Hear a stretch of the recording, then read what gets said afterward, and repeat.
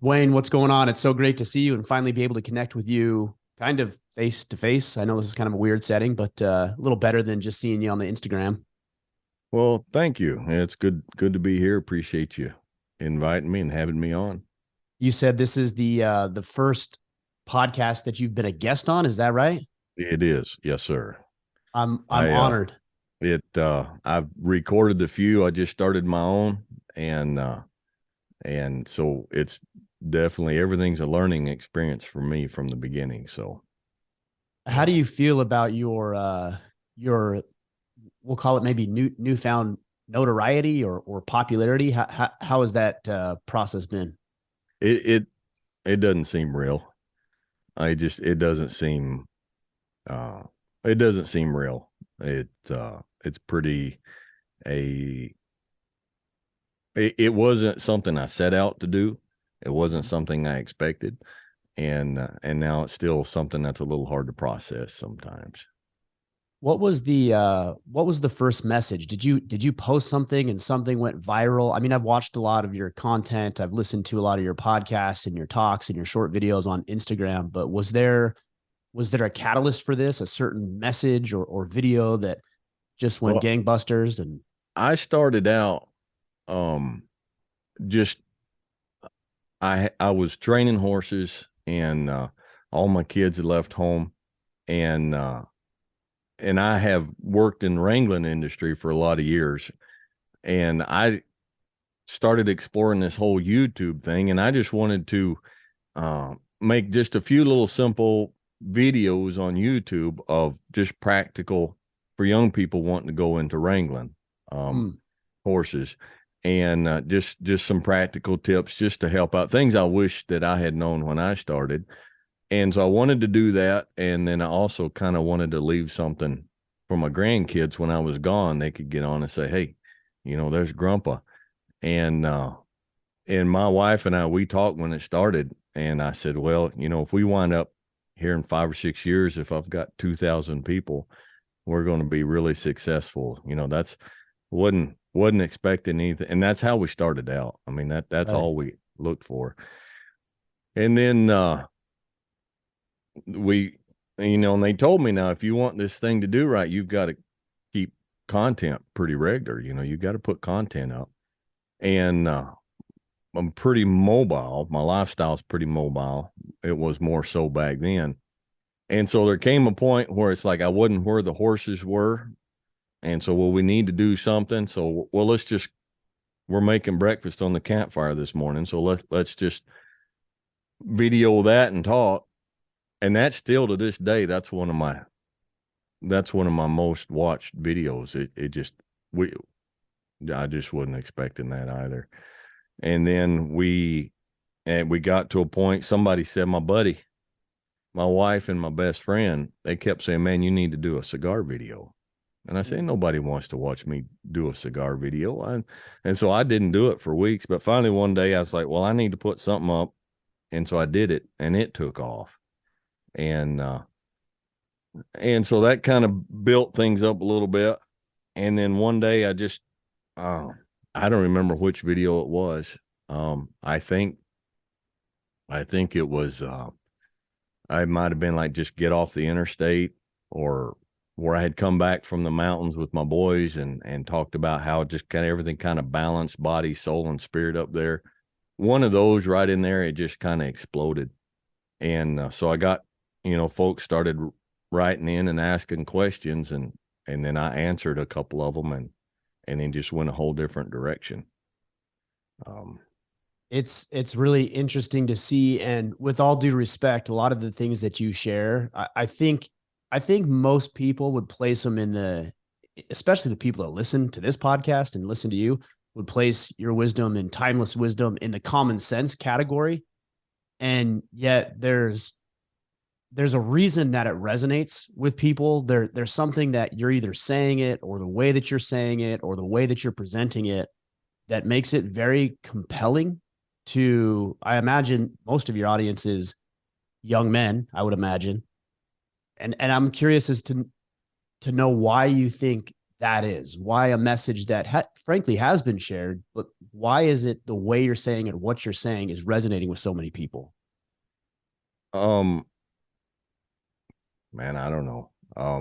I have 7 children, and three of them are, I have 3 grown sons and 4 daughters, and um, I'm a seventh generation of my family, born and raised there in Kentucky, just farmers in the hills of Kentucky. And I guess there's just a simplicity and a common sense from the background. You know, there's not a lot of fluff, not a lot of um it's a good question. I don't know. I guess it's just the way one of the things I believe very strongly in, and I tell folks is your message is important, but the heart behind the message and the way you deliver that message uh is just as important. Mm. And I've always had a heart for young people, especially young men. My wife and I over many years have taken, young men that are where we're at and they kind of lost their way. It's like, well, I mean, I already got 7 kids, one more isn't going to hurt. Come on over and we'll fix you a pallet and you can stay here till you get on your feet. We've always had a heart for that. So, maybe folks can tell that, um, I actually do care. And there's a lot of people out there that they just want to know that somebody actually cares. I'm not selling books to make money, and I didn't set out to do this to get a name. I just, I thought there's some young people out there that just need a little bit of direction, and I just kind of had a heart to do it, you know. From my perspective, if I can share what I think, there's a lot of genuineness in the way that you approach what it is you're saying. I think that's what you're talking about. People see that is genuine. I also think that you have somewhat of a patriarchal presence about you, which I think is really lacking in society today, especially for young men when you consider rates of divorce and you consider how many young men don't have either permanent father figures in the home or even a father figure type role model. And they're craving that. They know deep down in every fiber of their DNA that they need a father to show them the way. And they've never had it. I mean, I can't tell you how often I hear from guys who are, 30, 40, even 50 years old who are saying to me, hey man, my dad was never around. I never learned any of this stuff. And I'm a man by age, but I don't really feel like a man deep down in my soul because nobody ever bestowed that upon him. I I agree. I get the same thing. I get the same feedback all the time. Um, I get a lot of people on the channel. It's like, hey, it's Uncle Dewayne, man. He's stuff that we never got from family, and Yeah. and just and and some I think some young men, what they did get, maybe they got in a very judgmental, harsh manner. And I mean, you and I, we were kids at one time, and somebody can tell you, hey, that's you're going down a bad road, but you're starting to feel your oats, and you're starting to feel like a man. You wanting to find your way and spread your wings, and sometimes if they tell you good information, but they tell you in a very um combative way, or not combative, but maybe challenging way, we won't listen. Mm. And I learned that when my boys were growing up, when my kids, my daughters, my boys were growing up, I wasn't near as laid back and easygoing as I am now. I was uh you're right. Very patriarchal is the right word. Come from a very patriarchal family, and you didn't question your dad or your granddad, and I was pretty strict and disciplinarian, and there's things. My boys and I, we have a good relationship today, but there's still things that we work on because of the things I taught them when they were growing up. I didn't teach them in a way that was easy for them to, it wasn't always palatable, you know. It wasn't always, because they've got the same redneck cowboy blood that I do. Yeah. So I came at them the same way that my dad came at me or his dad came at him, and they responded the same way, you know. And so when I hit 50, I'm like, you know, it might be time to not recalibrate the message, but recalibrate the manner in which I'm delivering the message. Mm. Um, and that has helped a lot. Was there a catalyst for that? Was there a moment that you felt like, maybe I took something too far and they responded one way and that triggered that for you? Is it just a level of maturity at that point? What Well, what what caused that change in you? Because I feel the same way. My kids are younger. My oldest is 14. My youngest is 6. I have three boys and a girl. And now, I'm 41 years old. And even now I'm realizing, oh, maybe there's a better way to do this. I think what I'm sharing is good. I think it comes from the right place, but maybe there's a better way for me to lead my children. there were a number of, I got to the point in life in that particular period, there were a number of things. And I won't go into them here, but it just, everything came to a head all at once. And it was a culmination of a lot of years of a lot of anger, a lot of combativeness, a lot of frustration. And I got to the point one day that I'm like, you know what? I don't like me. I Mm. just don't like me. I wouldn't buy me a cup of coffee. I'm the kind of guy, and then health issues, um, that kind of helped bring it to a head. My blood pressure was through the roof. And I lay in bed one night next to my wife. She was sleeping, and my heart started going kind of crazy. And there was in the whole left arm and everything. And I said, well, looks like it's all coming to a head now. Yeah. And I said, I'm not going to wake her up. This is going to put an end to all of the life of fight and anger and frustration. And so I'm just going to lay here and let it go. And I'm just tired of fighting. I'm tired of fighting the world. I'm tired of fighting myself. I'm tired of fighting my anger. I'm tired of fighting everything.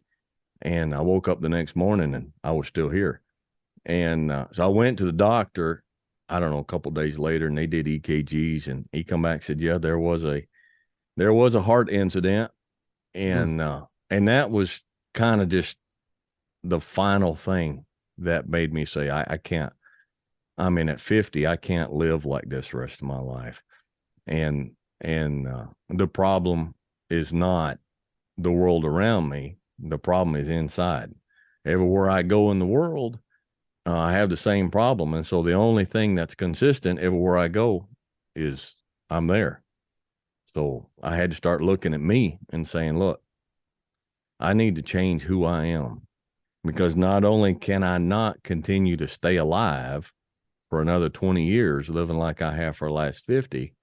And it wasn't drugs and alcohol and stuff like that. It was just stress and frustration and anger and high blood pressure and just attacking the world, and trying to get something done. And I said, I can't do this. So I need to start making some changes, and I need to start changing me. Um, and when I found that mellow spot that I didn't even know was there inside of me, there's been times my wife it worried her to start with. She's like, are you okay? Mm. Are you all right? And I'm like, man, I'm better than I have been in forever. It's like, I've got a mellow spot I found, and I'm just enjoying it and protecting it jealously. And so, and that began the journey right there, I guess. You did either a podcast or a video that I watched several days ago. and you were talking about expectations. And one of the things that I hear you talking about now, or at least I'm interpreting in this way, and maybe it's through my own lens because this is how I feel, is that I've really had to learn to let things go that I would cling on to. Expectations of others, expectations about the way the world, quote, should be. And as I begin to let go of the expectations, I let go of the standards for other people, I let go of the need to control others, I find that mellow spot that you talk about as well. Was that part of your journey, or how did you get to this point where you begin to relax and let things go and not be so angry and bitter and contentious at the world and everything around you? Well, I don't know, there was a series of things. I came to the point that I'm like, you know what? I have the right. Now, some folks are probably not going to understand this. I have the right to be wrong. I mean, as a human, as a man, living in this crazy society, raising kids, being a husband, and there is no, it's just not a perfect world. And so we make decisions, we try to make the best decisions that we can. But we don't always make the right decisions. And so I came to the point, I'm like, you know what, I'm tired of letting others' judgment of my wrong decisions break me down. I have the right to be wrong sometimes. That's part of being human. Well, the natural follow-up to that is then you understand, if you have any humility, if you have any honesty at all, then if I demand that they let me have the right to be wrong sometimes, then I have to be willing to let them have the right to be wrong sometimes too. If I am not going to let people hammer on me when I make a wrong decision, then I can't turn around and get frustrated and get angry and hammer on everybody around me if they're not making the decisions that I think they should. And there's a lot of freedom in that. The old saying, it's not my rodeo, not my bull, not my circus, not my monkeys. And that's their life, and it's their problem, and it's their decisions. And, if they come to me for advice and they want some help, I'm happy to help. But other than that, all I want is to be left alone. And so then I have to let them feel the same way and find their own way through, I don't know if that answers, but Yeah. that was a big part of it. That was a big part of my finding that spot. It's like, look, I don't have to please everybody around me, and everybody around me doesn't have to please me.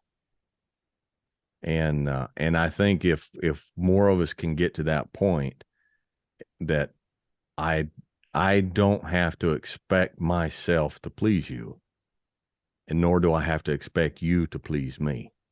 There's a lot of freedom in that. There's a lot of peace in that. Yeah, no doubt. When you talk about how you raised your kids, I'm sure that you got better at it over time about figuring out, how to communicate effectively with your children, right? The first one, your oldest is a son, is that right?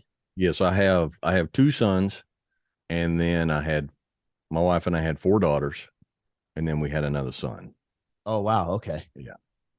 So Did so they probably have seen your oldest has probably seen a different side of you than your youngest, especially growing up, or what's that timeline look like? And then the follow-up question to that is, do your children now, any of them, see where you're at now and what you're sharing, and have a hard time reconciling what they may have saw you as a father versus now this more timeless wisdom approach that we're talking about now?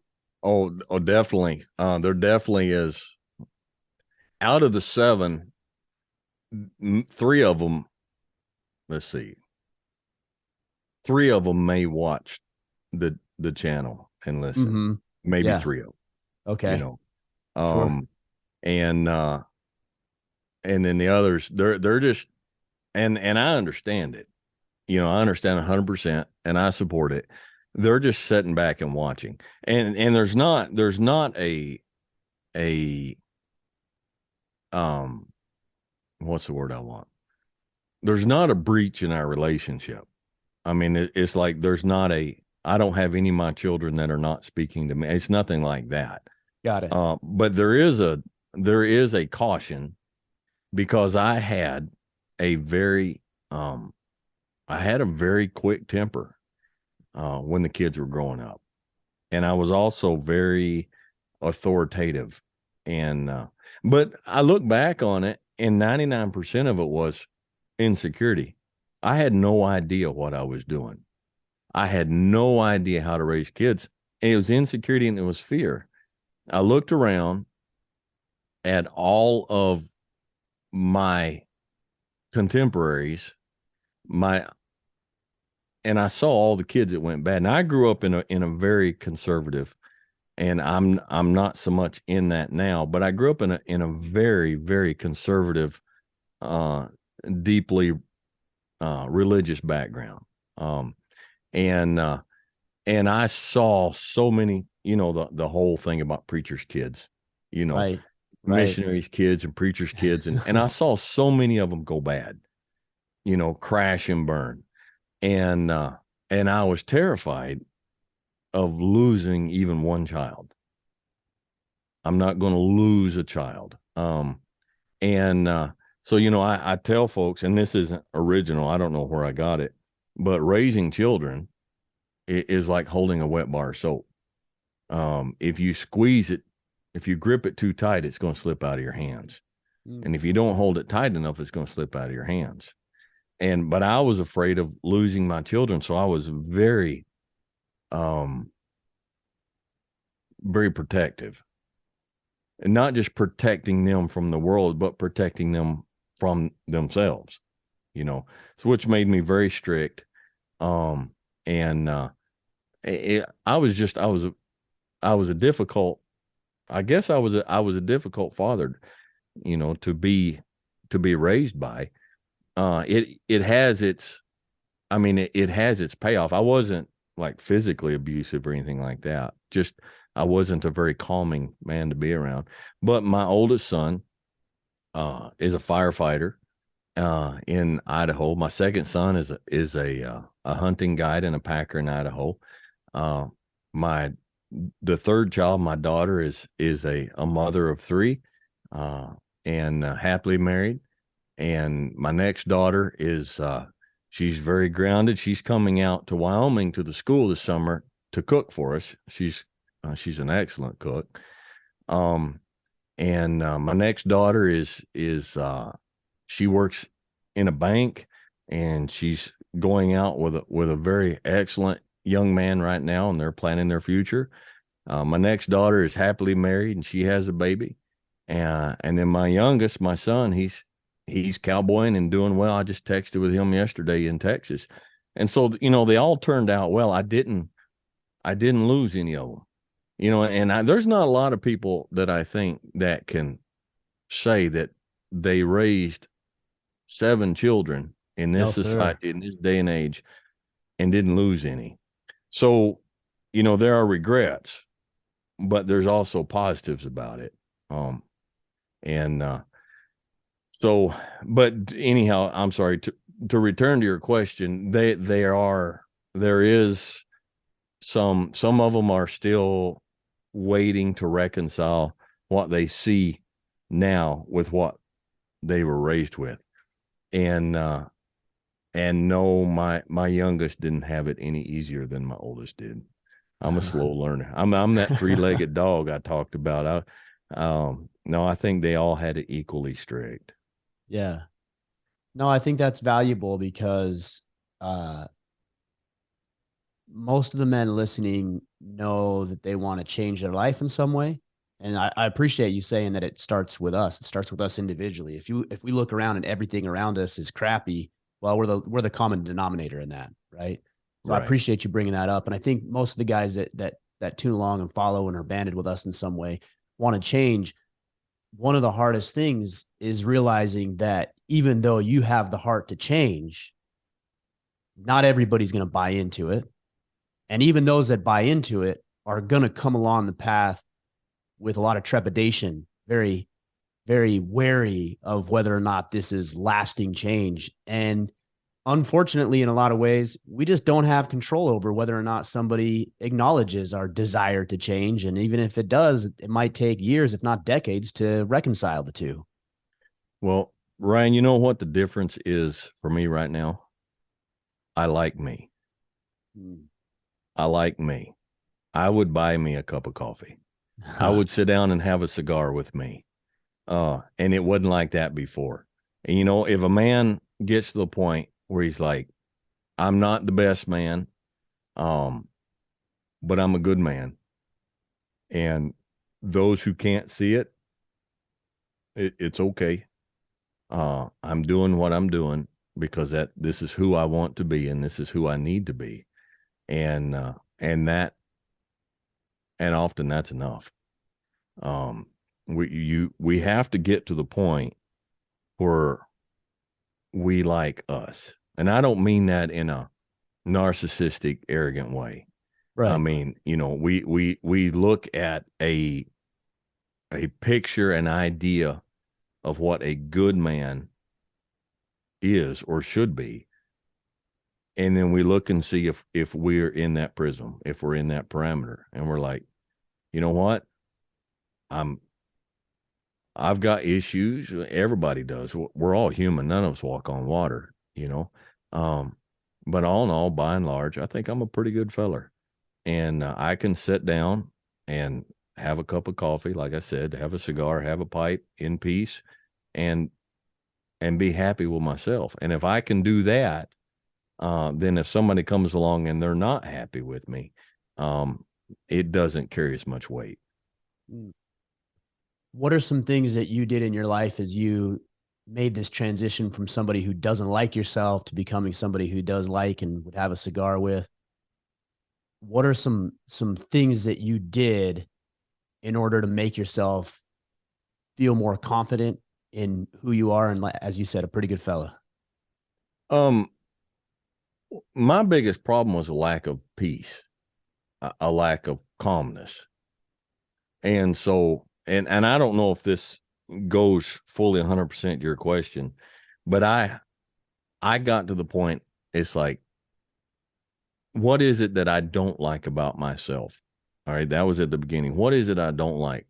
Well, I don't like that I'm so angry and so combative all the time. And a lot of my problems at that time stemmed from that. And so, well, then that's what I need to change. So how do we change that? Well, I get things out of my life that make me angry and combative, that disturb my peace. That's what I say when we start school, like we have the first orientation for the week, and I sit down and we have, rules. And I say, look, rule number 1 this week, guys. And if you follow rule number 1, everything else will fall into place. Rule number 1 is do not disturb Dwayne's calm. And then we go from there. So anything in my life or anybody in my life that was just constantly ginning me up and disturbing my calm, I got rid of it. And that included family. I walked away, people that I absolutely could not satisfy or could not please. I just closed the door on them, just walked away, and the things in life. And my wife has been extremely supportive, and she'll, cause it's not one big thing. Life is made up of a cajillion little tiny things. And so I'll take her to town. And by the way, she and our marriage is man, it's 1,000 times better than it's ever been. But we'll go to town, to run errands and do stuff. And we'll go to Walmart to pick stuff up.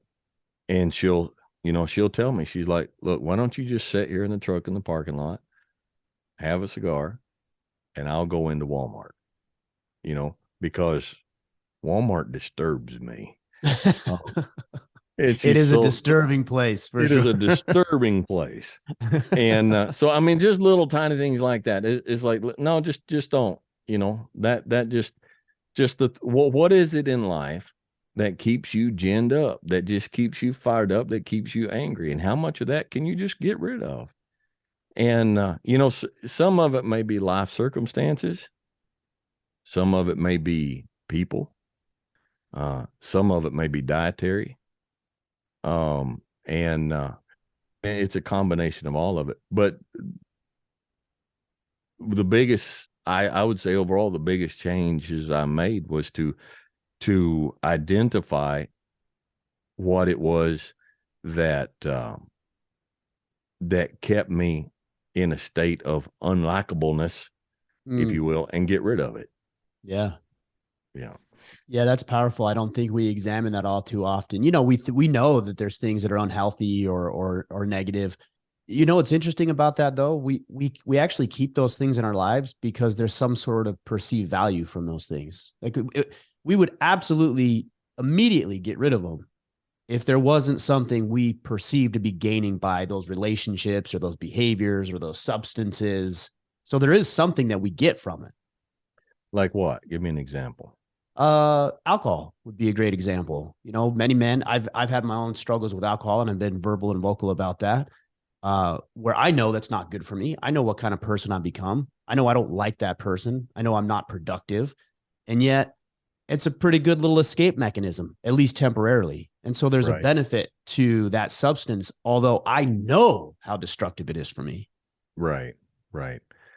And there's that, and there's also like people in our life, and it's like it. How will the rest of my family look at me if I cut this family member off? If Yeah. I, how is that going to affect my standing with other members of the family?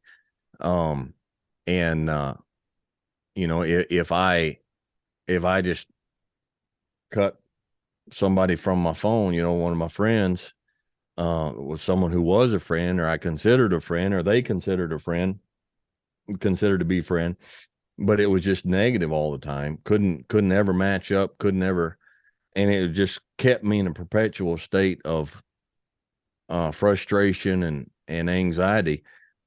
What's going to be what is going to be the effect on my relationship with others in that circle if I just cut them out, you know? Right. And so that Right. makes it hard. Um, but it's like everything else in life, you have to count the cost. Yeah. Is what you're paying worth what you're getting? And Yeah. I that think that's a sounds good point. that sounds kind of mercenary, but it's just survival. You know, if it is what this relationship costing me, is it worth? And sometimes we go out of our way and we sacrifice in a relationship to help somebody else.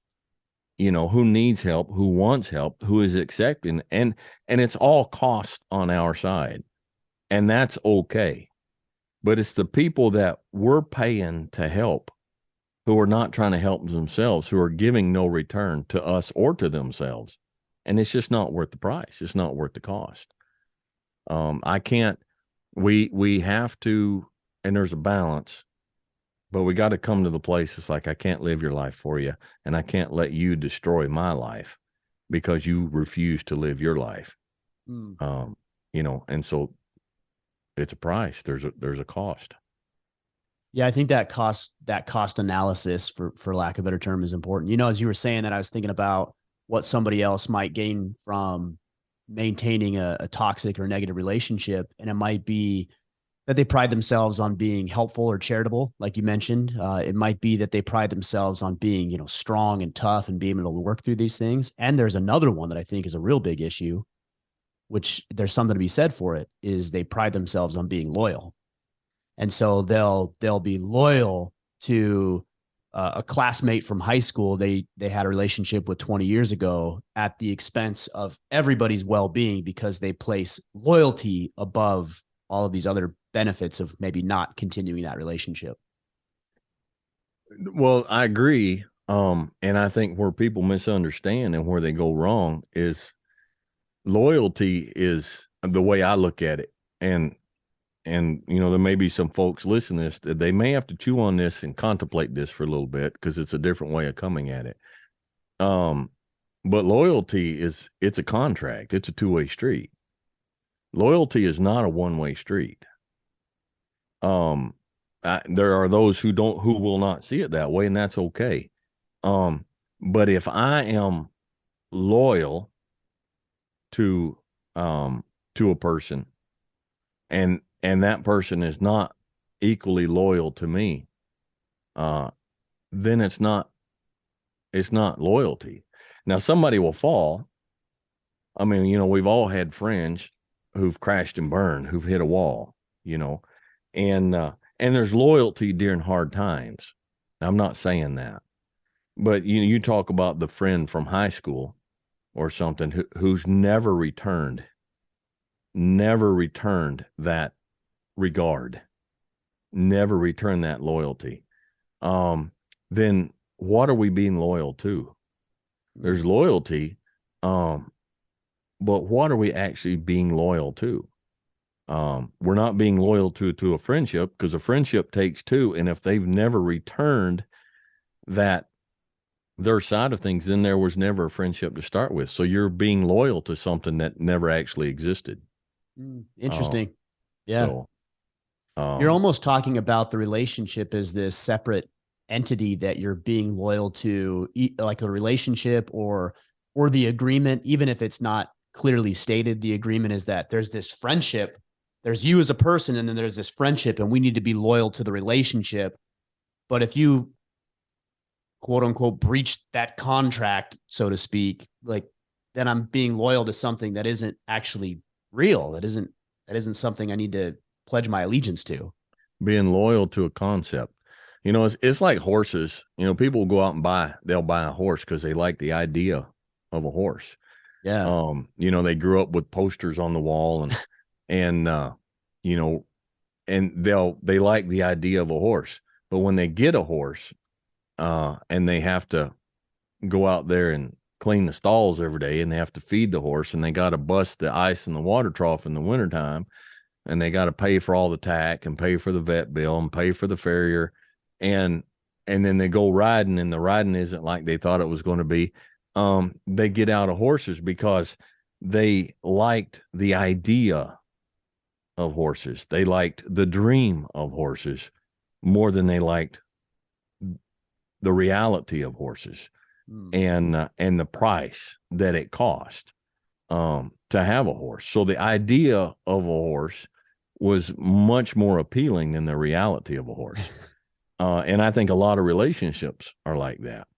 The idea of the relationships, what we wish that relationship was, is a lot more appealing than the reality of what the relationship is, friendships and such. And so when we stay loyal, when there's nothing there, we're staying loyal to what we wish the relationship actually was. We're staying loyal to the idea of the friendship as opposed to the reality of the friendship that's not there. And all that does is tear us up inside. And takes pieces away from us that we could give to somebody else who is of value and who values us. Yeah, that's an interesting point. I watched one of your videos and you were talking about this. This was interesting. Speaking of relationships, you were talking about how we want these relationships so bad. And like you're saying now, the idea of the relationship, that we make up this thing that we want in our minds, and then we'll take a person, whether that's really who they are or not, and we'll try to cram them into this mold or into this picture that we've created. And then we'll try to justify and make up all these stories about why that person is what we thought we desired, when the reality paints an entirely different story. Right. Exactly. and I'm at the point now, and this is extremely liberating. I mean, I don't know, how old will I be in April? I think I'll be 56. I've lived a very unusual, very full life. And so my views on friendship now are, someone comes along, a possible new friend, it's like, I've lived 56 years without this person. I don't need them. Mm. They did not get me where I am now. Now, if they want to be friends, if they want, even the Bible says, a man that hath friends must show himself friendly. And if a man wants to be a friend, he's going to have to behave as a friend. I don't have friends because I need friends. And I don't need someone's name in my contacts in my phone, so that I can say, hey, I have that friend. I don't need it. If they're not going to behave as a friend, then it's easy to just walk away. I don't I have gotten past the idea of friendship being bigger than the reality of friendship. And there is a friend that sticks closer than a brother. And if a friend isn't going to be at that level, then all they're going to do is cost me. And I don't mean cost me, financially or anything, but they're going to cost me my peace, and they're going to cost me my calmness and the place where I am now. And it's just not it. It's a contract, and they got to pay their side. They can't expect me to pay everything. Yeah. Yeah. Well, one of the things you've alluded to the school a couple of times now is, can you talk to me about what the school is? Is that for specifically horses and horse wrangling, or is that something else? What is the school you're referring to? It's Dry Creek Wrangler School. So the school classes are a week long, and we provide all the housing and 3 meals a day. And so it's the base idea was young people and not so young people who wanted to actually get back to that life, who wanted to learn to wrangle, to pack, and to work the life actually as a living of in horses, to come out and get a week's worth of schooling to get them started. Now, we also have folks who are like, they call and they say, I don't want to go into wrangling, and I don't want to go into packing, but I do want to improve my horsemanship for the sake of my horse. I do want, and so they'll come out and spend a week at the school. And it's not like it's not a riding school. It's not a school to come out and teach. It teaches you horsemanship. It teaches the basic, how horses think, the relationship, communication with horses. We go in depth to the reality. Then there's a lot more to it than people think, on saddles, bits, and headstalls. We deal with the dietary, what horses need, to eat, the feed, what's good and what's not. What a horse owner needs to know about taking care of a horse's hooves and getting a good farrier. Just the basic overview of horsemanship all around. From a practical, I don't know if philosophical is the right word, but from a practical philosophical point of view. And I've had a number of young men come through the school that came through this last year, and they're actually working in the industry now. They went and got jobs. So, Yeah, I imagine that you would, if you haven't already, I imagine that you'll probably get requests from individuals who aren't interested in the lifestyle at all. Maybe they don't even have a horse, but they can see it as, you talked about, more the philosophical side of life, but they can use it as a metaphor and a catalyst for change in their lives, even though they may not be interested in this wrangling type lifestyle. we've had, this is our second year, and we're relocating next month out to Wyoming. This year we were in Tennessee, and we're relocating to Wyoming So in 2022, we were in Tennessee, and here in 2023, we're going to be out of Sheridan. And so we have had families, and we've had people contact and say, look, we're not really horse people. Um, and we're definitely not wanting to go into the industry. But they've been watching, the YouTube channel and stuff. And it's like, can we just come out for a week, Yeah. and just do some riding, but we're not a dude ranch. We are a school, but can we come out just, just to absorb the different viewpoint on life, or what, just to sit down and talk for a week. And so we are starting to get more requests of that sort. And um and again, that's kind of um that's not what we set out to do. That's not what we saw our strong point or our, but this whole thing's been very organic. It's grown on its own. It's taken a life of its own. So we're just Yeah. kind of riding it where it goes.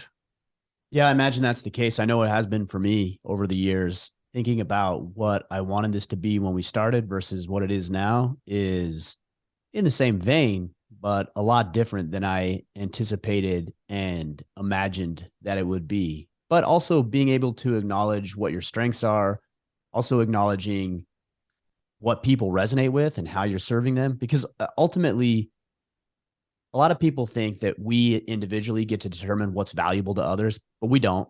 They No, get to we don't. determine, the consumer Right. does, right? They get to Right. determine what's Right. valuable. And as long as it's in alignment with what we believe and what we want to do and the kind of life that we want to live, then, we can use that as feedback for what is going to be valuable to people and what's going to serve them well. Right. We can't, we think we know what people need, but Yeah. we don't really know what people need, but Right. we have to be humble enough, and we have to be wise enough, just as humans, to, when somebody determines that this is what they know what they need, then um we have to have the wisdom to say, okay, but I can't provide that. You need to find somebody who's more qualified, um, who's better prepared to provide that for you, and because I can't provide that. You talk about cowboy energy, that we're kind of Right, tiptoeing along that right now. I'd love for you to right. describe what that is. I grew up until I was about 13 years old in Southern California, zero cowboy energy. I moved to a small, very rural town in Southern Utah where I was introduced to ranching, sheep herding, the rodeo. And I mean, there is a definitive energy with the ranching and cowboy lifestyle. When the best way, so the last ranch I worked on, actually cattle ranch, was in Colorado a couple years ago, and that ranch had about 1,000 head of cattle. And then we joined in the summer with 3 or 4 other ranchers and put all of our cattle up on grazing leases up in the mountains. And so we had to move a lot of cattle uh, periodically, maybe 500 to 800 head at a time. And that's mama cows with the calves, the babies behind them, through some pretty rough terrain. And you learn in a hurry, if you're teachable, that the best way to move cattle fast is to move them slow, Mm. uh, to be calm. Because when you start pushing a herd of cattle, so the calves walk much slower than mama does. So what you wind up with is the babies are in the back with the old cows. All right. So you got a bunch of little calves. And if you push too hard, if you try to push them too hard, they scatter. They bust up and scatter. They get scared.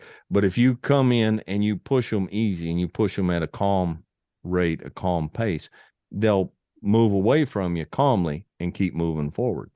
But if you come in with too much energy, then all you do is you bust up the herd, and the calves they'll break off, and you're chasing calves and trying to bring them back in. Um, and your horses, they feed off of you. the rider. If you have a calm horse and you're a very nervous, energetic, spastic kind of person, your horse will start coming up to your level. And if you but if you have a young, nervous, spastic horse, but you're a calm, experienced rider, your horse will gather calmness from you, and they'll start coming down to your level. And so the energy, the cowboy energy is working cattle at a calm, deliberate pace. Whereas, rodeo energy, everything's on the clock. Right. So there is no calmness there. The horses aren't calm, the cowboys aren't calm, and the calves They're are not sure meant to not be, calm. right? No, excuse me. And so the energy is it's a calm, it's just a calm, deliberate. Now everything is in balance. So when you get a herd quitter, you'll get a little bit older calf that's not nursing on mom anymore, that's kind of finding its independence, and it keeps wanting to split and bust off and go find its own thing. And so when That's that a herd happens, quitter. That's what a a herd herd quitter quitter, is. it keeps quitting the herd. Got it. Yeah. Okay. And so you've got to be able to turn and immediately punch up the energy and take off, and get in front of it and turn it and bring it back in.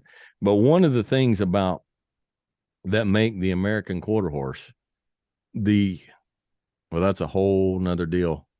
The real original American quarter horse that make them so uniquely qualified as cow horses is they have an ability to, you can turn them and take off after a herd quitter, and they can punch their energy up, full up, run a dead gallop, get around that calf and turn them back in. But when you push that calf back into the herd, that horse has to go immediately calm again. Back into calm, sure. They have to drop that energy right back down, because if they don't, it'll transfer to the herd and the herd will get nervous. Where you get some of your more hot-blooded horses, some of your more running-bred horses like thoroughbreds, who love to run, born to run. And so you take off after a calf and you give them the chance to run, they get that running blood up. And then when you turn the calf back in the herd, they can't turn that running blood back off. They can't go from rodeo energy back down to cowboy energy. And so life is, you go through life with cowboy energy.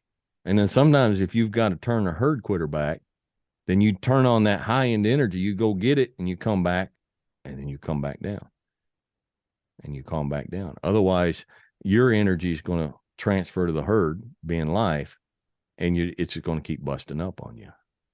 Yeah, that's interesting, because we all know people, and we've all been those type of people where it's just high energy, high stress, high strung, loves drama in our lives. And then I've had people in my life that, they'll be yelling at their kids, for example, screaming at the top of the lungs, and the kid yells back, and then they get upset that the kid yells back. I'm like, well, where do you think they learned that from? And we can't see it when we're doing it, but it's very apparent when you're a casual observer of what's happening here.